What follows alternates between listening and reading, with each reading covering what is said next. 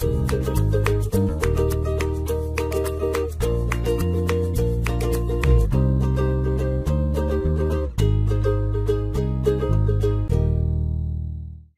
um grande prazer, uma grande honra ter sido convidado para dividir com vocês um pouco da minha experiência, daquilo que eu aprendi ao longo dos últimos anos e um pouco também da minha história. O meu objetivo em ter aceitado esse convite é através desse compartilhamento de informações e de experiências, de alguma forma, poder colaborar com essa fase que você está, essa fase tão importante e crucial da sua vida, onde você está se preparando, se qualificando e ainda decidindo para qual direção você vai seguir na sua vida e na sua carreira. Eu espero realmente que a minha experiência seja importante para você e colabore de alguma forma com as suas decisões futuras.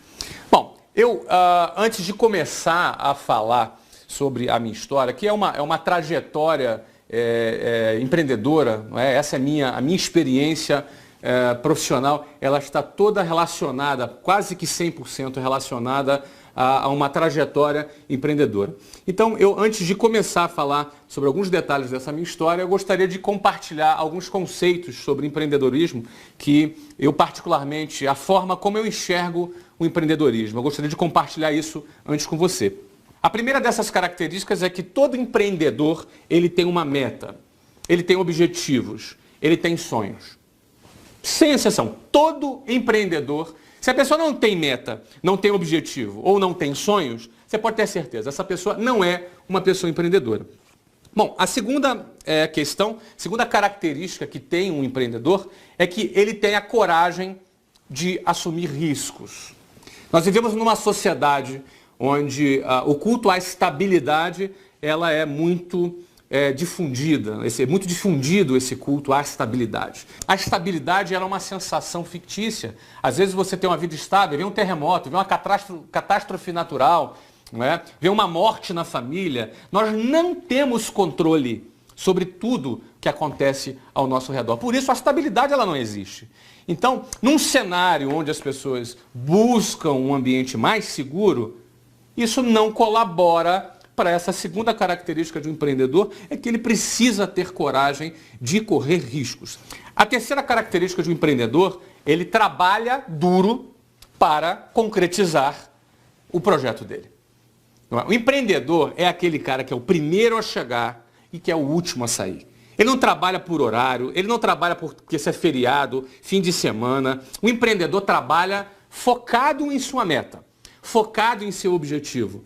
Não é? Não adianta nada ele ter uma visão fantástica de um negócio e não ter a coragem para botar ele em prática. Mas também não adianta nada, ainda que ele tenha tido a visão de iniciar o seu projeto e tenha tido a coragem de dar o primeiro passo, não adianta nada se ele não tiver a disposição de trabalhar duro para concretizar aquele projeto. Eu enxergo o empreendedor dessa forma, alguém que ele tem a meta, objetivos e sonhos, coragem de assumir riscos e de trabalhar duro para concretizar o seu objetivo.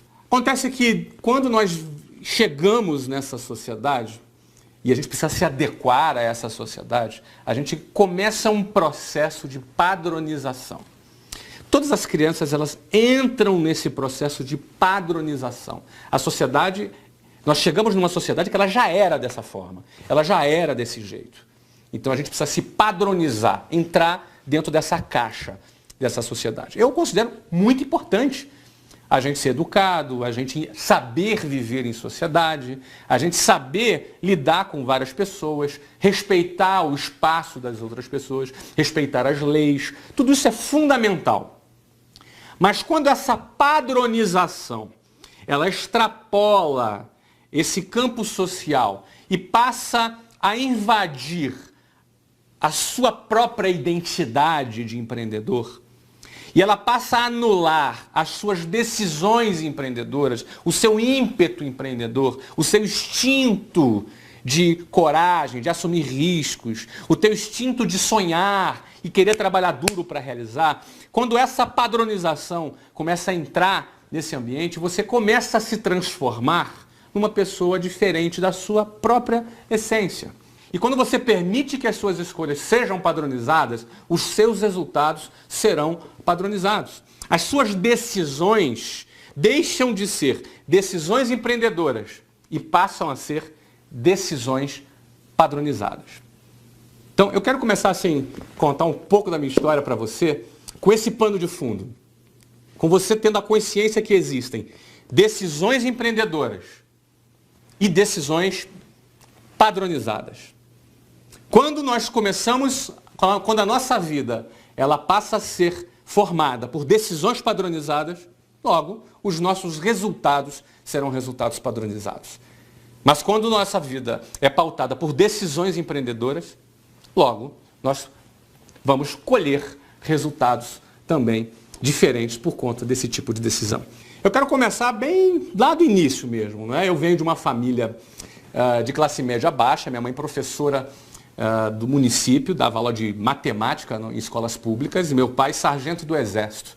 Ou seja, os dois juntos tinham uma renda baixa que nos encaixavam, essa renda nos encaixava ali dentro da classe média baixa. Eu vim da periferia do Rio de Janeiro, não sei quantos conhecem aqui, mas o bairro onde eu fui criado por toda a minha vida é o bairro Jabur. O bairro Jabur é depois de Bangu, perto de Santíssimo, Senador Camará. É uma zona ali no meio de várias favelas. Favela do Sapo, Cavalo de Aço, Marco 7, várias favelas ali na zona oeste do Rio de Janeiro, uma das regiões mais pobres do Rio, não é? Dominadas ali por tráfico de drogas, uma região bastante complicada, com gente muito agradável, gente boa, mas gente sofrida. Não é? Sofrida pelo transporte público, pelo sistema de saúde precário que o governo, infelizmente, oferece para toda a população. Eu nasci nesse contexto. Né? Nasci ali em classe média baixa, num apartamento de aproximadamente 70 metros quadrados. Era meu pai, minha mãe, eu, 2 irmãs e a minha avó. Éramos 6 pessoas ali, naquele apartamento do bairro Jabur. Eu sempre estudei em escolas públicas, sempre estudei. Desde a minha primeira série, eu fui estudando até para frente, eu estudei em escolas públicas. E nesse contexto, quando eu estava na 8ª série, a minha mãe me tirou da escola, daquela escola pública, e me matriculou num colégio particular, que a gente considerava ser um colégio mais forte, que me ajudaria a me preparar para um concurso público que eu faria, que eu tinha o desejo de fazer na ocasião, para entrar na Marinha. Não é? Eu quis fazer aqueles concursos para as escolas militares, o Colégio Naval, a EPICAR e a SPSEX. Eu queria ser oficial das Forças Armadas, em especial oficial da Marinha. Essa era uma meta que eu tinha, era um objetivo que eu tinha, era aquilo que eu entendia onde eu poderia ali explorar o meu potencial, onde eu poderia ser bem sucedido, que era uma coisa que eu tinha um desejo muito grande. Eu queria dar certo, não é? Eu entendia que ali seria, para mim, um caminho que eu poderia explorar o meu potencial. Bom, eu fui fazer esse concurso. O concurso, na época, era um concurso bem difícil. Era um concurso que eram cerca de 200 a 300 mil candidatos, alguma coisa assim, para apenas 200 vagas. Ou seja, era um concurso que, por vaga, eram cerca de 1.000 a 1.500 pessoas disputando por vaga. Eu fui lá eu me preparar para esse concurso. Bom, resultados. Eu não só não passei naquele concurso, como quase fui reprovado na 8ª série, porque era muito mais forte do que aquele conteúdo que eu estava acostumado ao longo da minha vida. Então, ralei ali, consegui passar de ano, pelo menos, mas não consegui ser aprovado. Eu estou contando essa história para você porque esse momento foi um momento muito importante para mim. Porque eu tive que tomar uma primeira decisão, e foi uma decisão minha, e eu tive que convencer os meus pais. E que talvez fosse a minha primeira decisão não padronizada.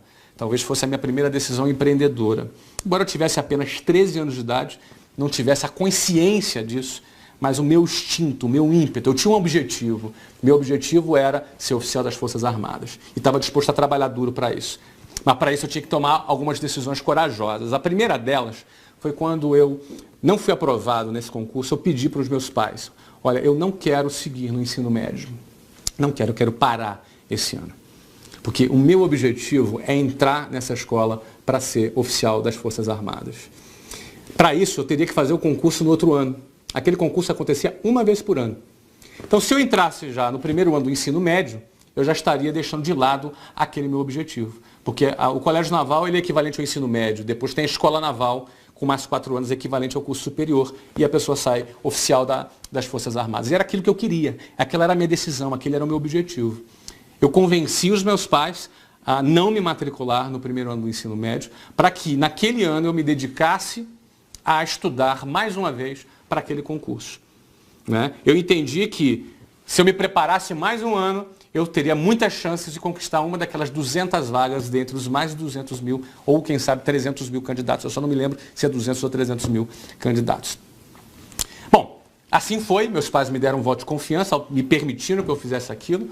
Eu me matriculei num curso para me preparar e ralei pra caramba aquele ano. Eu estudei bastante, estudei como eu não tinha estudado minha vida inteira. Estudei fim de semana, de noite, eu me superei. Na minha referência, eu acho que eu tinha me superado. Chegou no final do ano, resultado. Qual foi o resultado?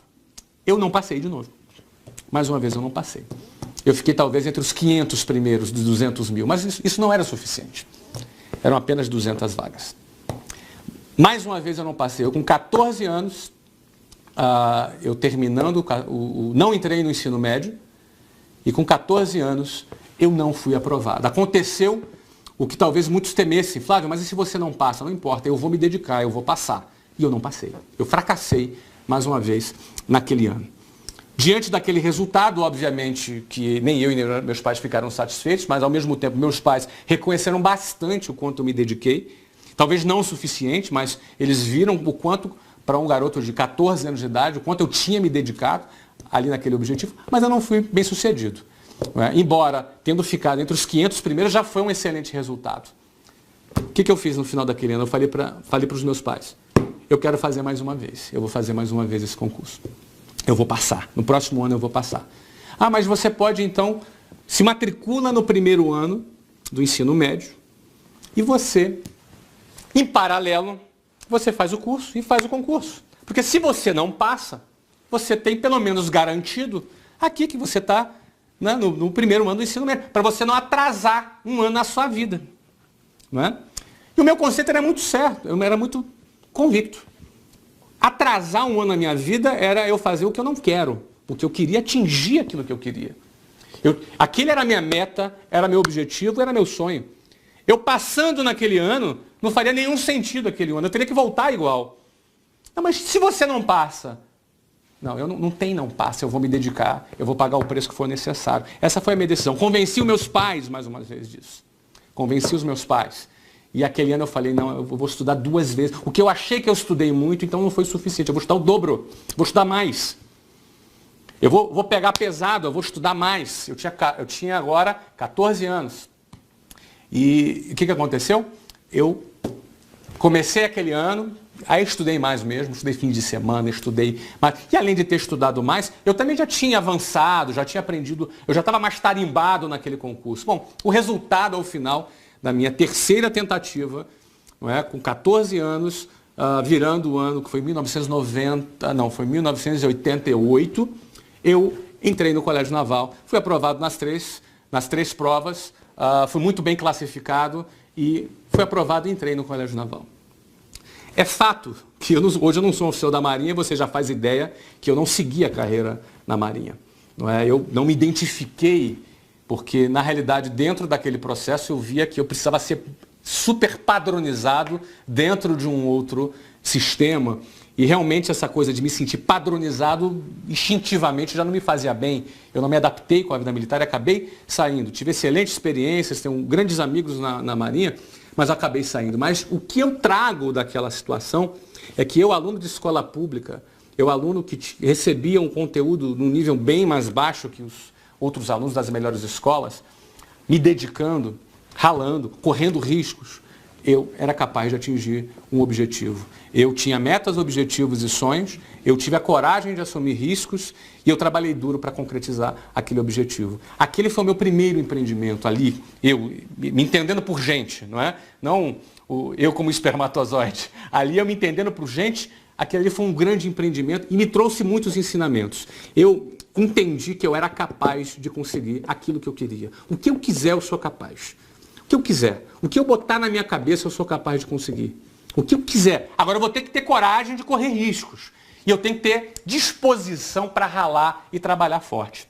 Não é? Então, eu consegui hoje, fazendo essa análise, na época eu não tinha essa análise, mas fazendo hoje essa análise, eu vejo que aquilo foi muito importante para mim. Em especial, quando eu, saindo do Colégio Naval, meu novo objetivo eu gostava muito de matemática, física, exatas, eu tinha um excelente resultado nas provas, eu tinha muita facilidade. Então eu escolhi fazer engenharia da computação, engenharia mecatrônica ou engenharia de sistemas. Não é? Essa foi a área que eu escolhi para eu estudar. Eu fiz lá para a USP, para mecatrônica, para a Unicamp, para engenharia de computação e na UF, para ciência da computação. UF lá no Rio de Janeiro. Então assim, eu entendi na época, qual é a melhor faculdade que tem? A USP é boa, a Unicamp é boa, e eu não tinha nem hipótese de pagar uma faculdade, minha família não tinha nenhuma condição de pagar a faculdade para mim. Então, eu vou para essas melhores faculdades. Fiz o vestibular no final do terceiro ano, eu saí do Colégio Naval, fiz o vestibular, foi muito fácil passar em todos os vestibulares, porque eu já estava muito preparado, toda a preparação que eu fiz para aquele concurso me deu eu estava preparado o suficiente, passei em todos os vestibulares e estava pronto para ir para a Unicamp, que tinha sido a minha escolha. Eu ia estudar na Unicamp, engenharia de computação. E aí uma história de amor começa. Eu conheci a Luciana, eu tinha 18 anos de idade e a Luciana tinha 15 anos de idade. Ela era linda. Aliás, ela é até hoje. Eu sou casado com a Luciana até hoje. Vamos fazer agora no final do ano 21 anos de casados. Mas eu me apaixonei pela Luciana. A primeira menina que eu me apaixonei, e eu falei, não, eu não quero sair do lado dessa menina de jeito nenhum. Eu não vou para São Paulo. Eu não vou para São Paulo, eu não vou para a Unicamp. Aí um monte de gente já me chamou de maluco. Você tá louco, cara, vai para a Unicamp, você passou para lá, vai para lá. Não, eu não vou mais. Não vou para a Unicamp. Me apaixonei pela Luciana. É do lado dessa menina que eu quero passar o resto da minha vida. Não é? Então, em 1991, como eu decidi não ir para a Unicamp, a minha decisão, então, foi ficar no Rio de Janeiro, na UF, estudando ciência da computação. A minha matrícula na UF, ela começaria no segundo semestre de 91. Então, eu tinha o primeiro semestre inteiro, que eu não tinha nada para fazer, eu já tinha 19 anos. Eu pensei, pronto, vou arrumar um emprego. Pela primeira vez vou trabalhar, nunca tinha trabalhado. Eu comecei tarde a trabalhar, com 19 anos, eu até considero que eu comecei tarde. Mas já falei, olha, eu vou ter uma experiência profissional. Minha faculdade era de manhã, ou seja, eu não tinha a menor possibilidade de trabalhar, não é? Estudando de manhã, mas até começar a faculdade eu vou arrumar um bico, vou arrumar alguma coisa para eu poder ter pelo menos alguma experiência profissional. Vi um anúncio no jornal e eu falei, cara, tá aqui, ó, esse anúncio eu vou lá. Se eu for selecionado, se eu não for, pelo menos é uma experiência que eu vou ter. Então, assim eu tomei a decisão de buscar meu primeiro emprego. Não é? E quando eu fui para esse anúncio, acordei lá, 5h30 da manhã, peguei lá o meu 396 lá no ponto final do Jabur, Praça Tiradentes, e o ônibus era lotado de gente, era 2 horas pela Avenida Brasil, 1h30, 2 horas, se tivesse trânsito, pela Avenida Brasil, com ônibus lotados. Lá fui eu para a minha primeira entrevista de emprego. Cheguei lá às 8 horas da manhã. Quando eu cheguei, tinha uma fila de umas 200 pessoas na fila. Eu fui ser atendido meio-dia e por uma razão que você não me pergunte qual, eu fui selecionado para participar de um processo seletivo com 40 pessoas. Nesse processo seletivo eu me encantei. Eu conheci a empresa, eu conheci a filosofia da empresa, eu conheci como eles pensavam. Enfim, eu tive um contato com esse ambiente empresarial, eu tive um contato com uma linguagem mais corporativa que eu nunca tinha tido. Até então, eu me media pelas minhas conquistas acadêmicas, eu era inteligente, eu passava no concurso, eu passava no vestibular. Pô, bacana, minha autoestima estava bacana, porque eu me sentia vencendo dentro daquele cenário. Mas quando eu entrei no ambiente corporativo e vi todo aquele cenário, eu falei, opa, existe um mundo aqui que eu não conheço. Existe um mundo que eu não conheço. Naquela empresa existia um plano de carreira, existia um processo meritocrático. O emprego que eu fui buscar era na área comercial, ou seja, o meu trabalho, caso eu fosse contratado, era matricular novos alunos, era trazer novos alunos para a escola, não é? Era vender a ideia daquele curso de inglês para trazer novos alunos para a escola. Não é? E não era lá um trabalho muito recomendado, porque eu não tinha salário fixo, não tinha carteira assinada, eu ganhava comissão. Era essa a minha condição, eu ganhava comissão. Então, você já pode imaginar, não é? Talvez muitas pessoas da minha família, não, isso aqui é uma coisa instável, isso não tem segurança, isso não tem futuro. Não é? Muitos amigos, Flávio, você é um menino inteligente, ela está vendendo o curso de inglês. Não é? Então eu acabei me envolvendo, eu me apaixonei por aquilo. Gostei de realizar o trabalho e, em especial, eu me apaixonei pelo plano de carreira. O plano de carreira daquela empresa dizia, ó, se você cumprir tal meta, você vai chegar a um determinado cargo, você vai ganhar tanto. Se você cumprir tal meta, você chega a tanto. Eu falei, cara, peraí.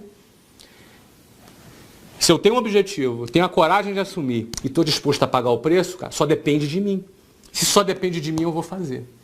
Não é? Então eu entrei naquele trabalho, agarrei aquela oportunidade que para muitos não era nada recomendável, e não era mesmo, do ponto de vista padronizado, do ponto de vista convencional, não era mesmo, mas eu estava muito mais voltado para os meus objetivos e o que aquilo poderia colaborar comigo do que com a padronização. Eu encarei aquilo e fui adiante. E outra coisa, aquele trabalho me dava a perspectiva rápida de eu me casar com a Luciana. Era o meu objetivo, eu queria me casar com a Luciana.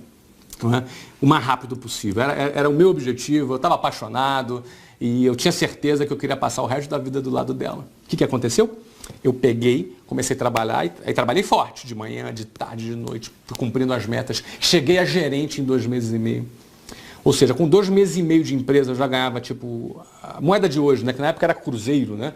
Então a moeda de hoje, tipo, uns R$2.000. Eu tinha 19 anos de idade. Não é? Fui trabalhando, fui transferido para a Venezuela, naquela empresa. Voltei para o Brasil. Cheguei a um cargo de diretor. Aos 20 anos, eu tinha 20 anos e a Luciana 17 anos, eu me casei com a Luciana.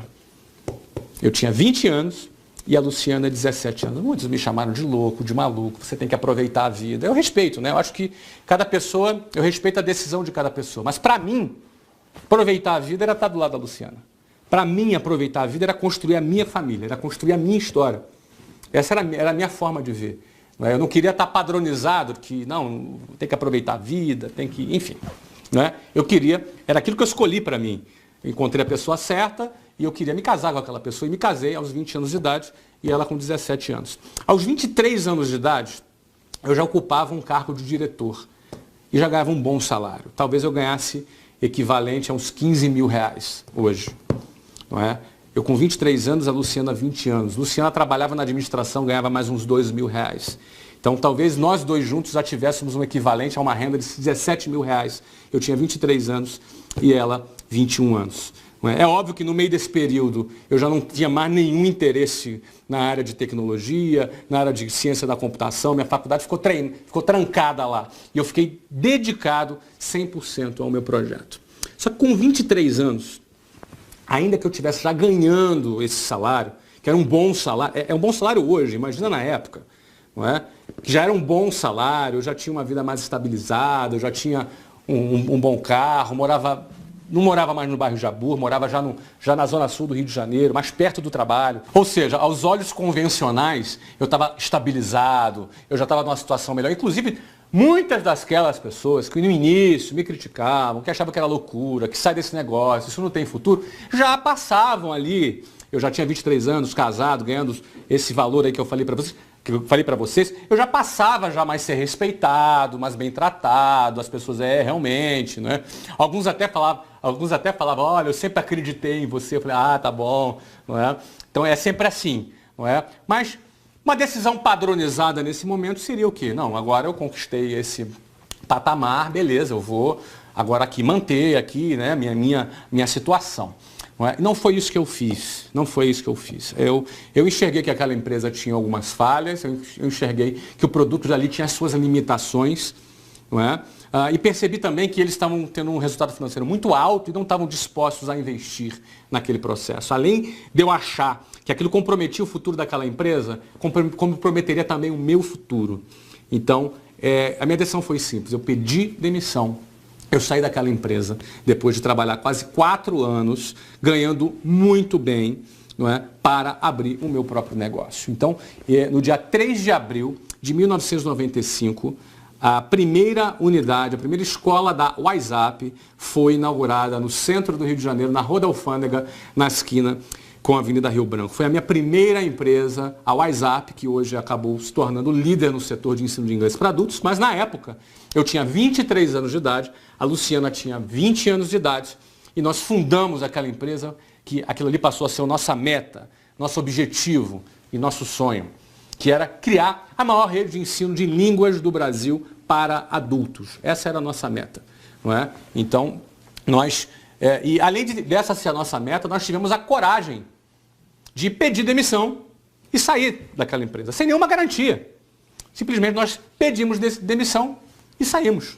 Nós já éramos casados, tínhamos aluguel para pagar, tínhamos contas para pagar, tínhamos responsabilidades para pagar, mas nós tínhamos uma meta, um objetivo e um sonho e reorganizamos a nossa vida, reduzimos nossas despesas, peguei meu carro bacana, vendi, peguei um carro mais simples, não é? Então, reorganizamos a nossa vida para iniciar um novo projeto. Nós tivemos a coragem de iniciar esse novo projeto e eu me dispus a ralar, a trabalhar da mesma maneira que eu estudei para passar naquele concurso quando eu tinha entre 13 e 15 anos de idade. Era a mesma coisa, era o mesmo DNA, era o mesmo conceito. E eu acreditava que eu era capaz de fazer. Não é? Podia estar tudo errado. Eu podia me endividar todo. Podia. Não tinha nenhuma garantia. Mas eu planejei e nós tivemos a coragem de meter a mão na massa. Eu digo isso porque para montar uma escola, naquela época, você precisaria de uns 180 a 200 mil reais. Eu não tinha esse dinheiro. Nem meus pais poderiam me ajudar, porque meus pais não tinham a menor condição. O apartamento que eles moravam custavam cerca de 30 mil reais. Ou seja, praticamente não garantia nenhum aluguel. Não é? Então, eu tinha ali um desafio pela frente. Em primeiro lugar, eu tinha que alugar um imóvel. E o imóvel para uma escola, eu precisaria de pelo menos uns 400 metros quadrados, bem localizados. Nós alugamos um imóvel na Avenida Rio Branco, ali na esquina na Rua da Alfândega, esquina com a Rio Branco, de 437 metros quadrados. Eu tinha que achar um louco que ao ouvir a minha história de um moleque de 23 anos de idade, que o cara acreditasse e alugasse o imóvel para mim. Você sabe que isso não é fácil. Até para você alugar um apartamentozinho pequenininho, te pedem trilhões de garantias. Eu levei muitos nãos. Levei não a imóveis, imobiliárias, que não deram nem atenção para mim. Até que eu achei um maluco, um louco, que ouviu a minha história, acreditou e alugou o imóvel para mim. Eu tinha um amigo que ia ser meu sócio e tudo que ele tinha que fazer era vender um Voyage. Na época ele tinha um Voyage 86, era um carro já velhinho já, para ser o meu sócio. Uma semana antes ele amarelou, ficou com medo de perder o Voyage dele. Ele amarelou e falou: Flávio, não vai dar, saiu fora, eu fiquei sem dinheiro e agora o que eu vou fazer? Fui lá conseguir 20 mil reais, 10 mil no meu e 10 mil no da Luciana. 20 mil reais no cheque especial, pagando 12% de juros ao mês. Isso não é nada que eu recomende para ninguém, mas foi o recurso que eu tive para poder iniciar o meu negócio. E é óbvio, 20 mil reais não era suficiente, né? Porque logo no outro mês tinha que pagar salário, logo no outro mês tinha que pagar aluguel, tinha que pagar energia, todas as despesas, não é? De 20 funcionários que inicialmente a escola teve. E aí, o que contou? O meu trabalho e a disposição de trabalhar. A gente tinha que vender, a gente tinha que captar novos alunos, a gente tinha que prospectar novos alunos. Né? Com o dinheiro da matrícula, com o dinheiro das mensalidades, eu tinha que pagar todos os meus compromissos. Aí, e se não captasse aluno? E se não tivesse dinheiro? Não tinha dinheiro para pagar? Simples assim. Mas na minha cabeça não existia essa possibilidade. Pode parecer estranho para você, mas eu já trabalhava há 4 anos nesse trabalho de prospecção de novos alunos. Eu estava bastante confiante que eu era capaz de fazer isso. E nós fizemos.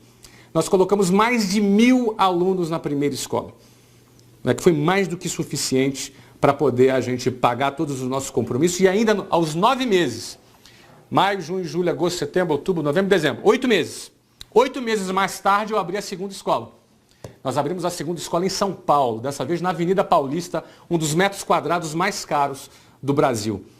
Ou seja, pelo menos 4, 5 vezes mais caro o aluguel lá na Avenida Paulista do que nessa da Rua da Alfândega. Também não foi fácil achar um maluco que alugasse um imóvel para um moleque de 23 anos de idade, não é? Que tinha um projeto, que tinha uma escola no Rio de Janeiro. Já tinha uma história, mas não importa, eu estava chegando em São Paulo.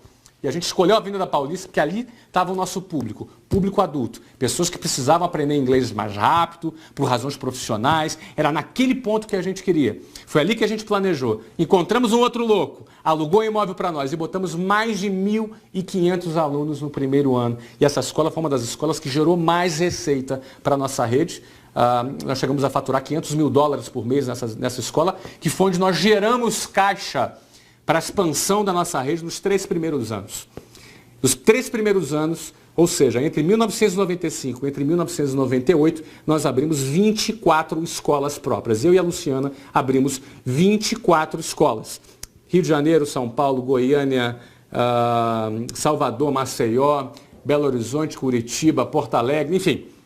Não é? Eram 24 escolas localizadas nas principais capitais do Brasil nos 3 primeiros anos de nossa empresa. Ou seja, foi um crescimento meteórico, rápido, um sucesso metodológico, porque nós trouxemos para o mercado um conceito de inglês para adultos. Naquela ocasião, as escolas de inglês eram muito focadas para crianças e adolescentes e a gente revolucionou, a gente pensou fora da caixinha e criou um modelo de ensino voltado para o público adulto que desse à pessoa um resultado mais rápido. Porque o adulto não quer ser professor de inglês, então ele não precisava ficar 7 anos, 10 anos estudando inglês. Ele queria falar, conversar, se comunicar, que essa é a proposta que a WhatsApp tem e por isso que ela hoje matricula um novo aluno a cada 5 minutos. Hoje é matriculado na WhatsApp. E nos anos de 2009 e até 2012, a WhatsApp abriu uma nova escola a cada 2 dias. Então essa é a história da WhatsApp, essa é a história dessa primeira empresa que eu fundei. Com base em uma série de decisões que não eram padronizadas. Não era padronizado eu largar minha faculdade em Campinas para ficar no Rio, não era padronizado eu trancá-la para poder me dedicar a vender curso de inglês, aí eu me casar com 20 anos, aí eu abri uma escola deixando um salário de R$15 mil. Não era padronizado a gente partir para abrir 24 escolas em 3 anos, ou seja, uma nova escola a cada 45 dias. Não é? Eu acredito que entre decisões empreendedoras e decisões padronizadas, a escolha entre esses 2 tipos de decisões é que vão definir que tipo de empreendedor nós vamos ser. Porque eu já te falei, empreendedor todos nós somos. Todos nós somos empreendedores. Mas se nós vamos mais longe ou se nós não vamos tão longe assim, vai ser resultado do tipo de decisão. Se é uma decisão empreendedora ou se é uma decisão padronizada. Não é? A WhatsApp foi vendida agora, no mês de abril de 2013 para Abril Educação, numa transação bilionária. Né? Isso é uma coisa pública, saiu em vários jornais, saiu em várias revistas. Não é? A concretização desse negócio, a realização do lucro desse negócio foi feita após 18 anos, não é? Entre 1995 e 2013. 18 anos mais tarde, a WhatsApp e todo o grupo Omets, que foi o grupo de empresas que eu dirigi e fundei, que a WhatsApp é apenas uma dessas empresas, talvez a mais famosa, que se tornou mais conhecida, não é? Mas esse grupo foi vendido, incorporado pelo Grupo Abril, que para um empreendedor, quando a sua empresa ela é vendida, é porque o mercado passou a ver valor nessa empresa. Ou seja, o ápice da realização de um empreendedor é quando ele cria um negócio e aquele negócio despertou interesse no mercado e ele é vendido. Eu hoje tenho 41 anos de idade, finalizei esse ciclo ali com as empresas relacionadas à educação de línguas, escolas de línguas, não é? E agora? Eu tenho 41 anos, então agora é hora da gente dar um tempo, vamos agora acalmar, vamos passear, quem sabe me aposentar. O que vocês acham? Tem uma outra coisa, empreendedor nunca se aposenta. Empreendedor é um cara que gosta de viver, gosta de realizar, entendeu? Ele não trabalha simplesmente por dinheiro, até porque já faz muito tempo, desde quando já a nossa empresa estava em desenvolvimento, não era já por razões financeiras, não é? Eu particularmente gosto muito de lidar com jovens, gosto muito de lidar com pessoas e acredito que a nossa experiência e o que a gente já viveu pode ajudar e colaborar com muitas pessoas. Então, não faz sentido agora para mim eu me aposentar. Então, eu já estou envolvido aí com alguns empreendimentos. Não é? Um deles, em 2009, nesse período, né, eu morei, além de ter morado na Venezuela, no Brasil, eu morei na Austrália também, morei nos Estados Unidos, Barcelona, e hoje eu moro em Londres. E desde Londres, de lá de Londres, eu comando os novos negócios que eu acabei me envolvendo nos Estados Unidos e no Brasil. Nos Estados Unidos, eu comprei um time de futebol. Eu gosto bastante de futebol, como todo brasileiro, e Orlando City Soccer. Se você quiser entrar lá no Facebook, conhecer, seguir a nossa página, nós estamos agora negociando a nossa entrada na MLS, Major League Soccer, que é a primeira divisão do futebol nos Estados Unidos. Eu falo futebol, é soccer, o futebol mesmo, o nosso futebol. Não é? Talvez muitos pensassem, nossa, o cara vai investir em futebol nos Estados Unidos, onde o mercado não é tão desenvolvido. Bom, pois é lá mesmo que o empreendedor quer investir. É lá mesmo, onde o esporte não é desenvolvido, onde o empreendedor ele quer entrar. Lá nos Estados Unidos, um clube é uma empresa. Então, assim, muitas às vezes me perguntam, cara, tu é flamenguista, por que você não investe no Flamengo? Eu não posso comprar o Flamengo, não é? O Flamengo é um clube. Lá nos Estados Unidos, os clubes são empresas. Então, eu comprei um clube de futebol. Nós estamos entrando na primeira divisão do futebol lá nos Estados Unidos em 2015. Vamos levar uma grande estrela brasileira para jogar. Não é? E minha meta nesse clube, meu objetivo, o meu sonho é construir uma marca global de futebol. Assim como Manchester City, assim como Chelsea, assim como, enfim, como Flamengo, como Corinthians, como, enfim. Não é? Nós vamos construir uma marca global de futebol e onde dentro de um mercado onde atualmente, só para você ter ideia, os torneios nos Estados Unidos já têm 50% mais público do que o Brasil. Pra você ter ideia, a média do campeonato carioca nos estádios é de 2.300 torcedores por jogo. A média do campeonato paulista é de 5.000 torcedores por jogo. A média do campeonato brasileiro, que é o principal campeonato no Brasil, é de 12.000 torcedores por jogo. É óbvio que tem jogos com 50.000, mas na média, 12.000 torcedores por jogo. Lá no Brasil, aqui, só para você ter ideia, lá nos Estados Unidos, a MLS tem uma média de 18.500 torcedores por jogo.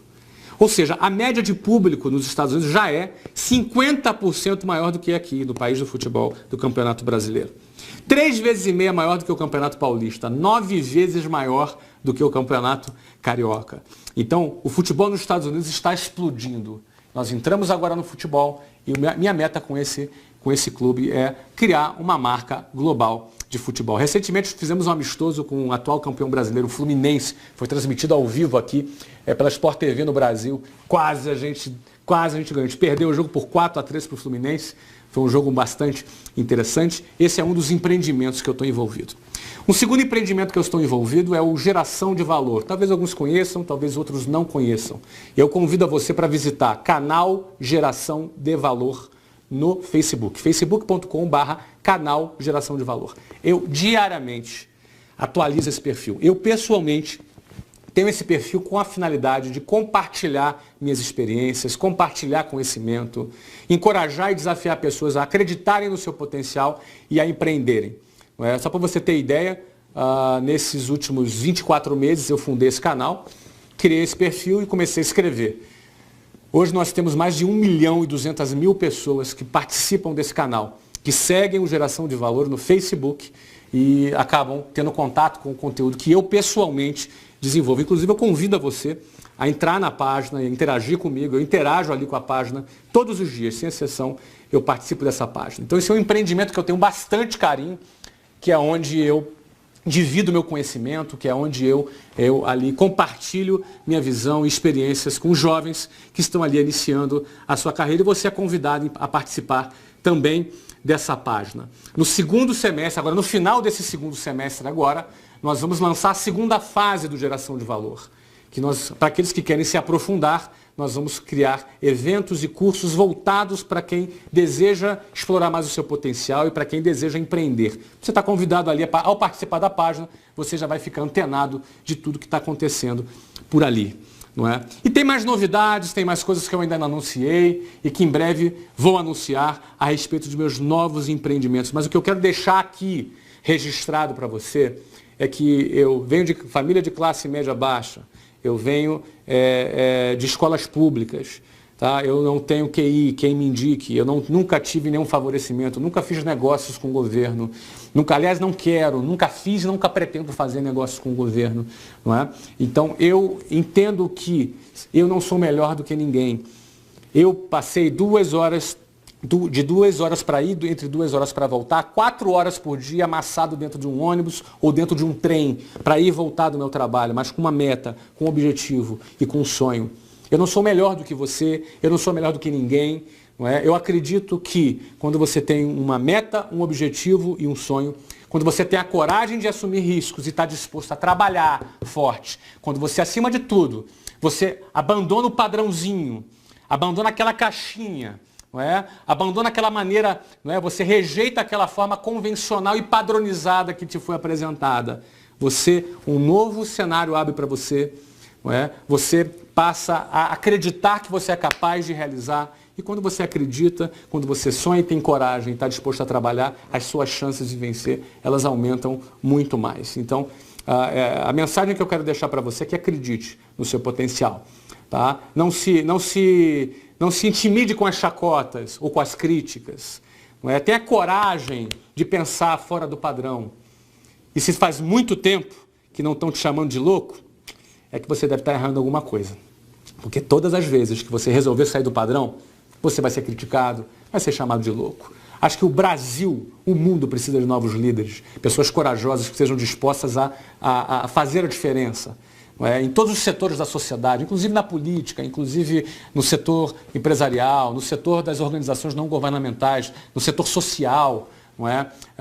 Eventualmente você é um cara mais artístico, então empreenda no seu lado mais artístico. Tenha coragem de assumir aquilo que você quer, né? De correr riscos para você realizar o seu projeto de vida. Cada um tem seu projeto. Eu contei o meu aqui, isso aqui não é uma regra, não é? É a minha vida, a minha história, mas eu acredito que para a sua vida, para o seu projeto de vida, o que você quer alcançar para você, eu acredito que esses princípios, de alguma forma, pelo menos eu desejo que tenha colaborado com você. Tá legal, gente? Pessoal, um grande abraço, um prazer imenso aqui ter investido esse tempo junto com vocês. Eu desejo tudo de melhor, todo sucesso para você na sua carreira. Um abraço.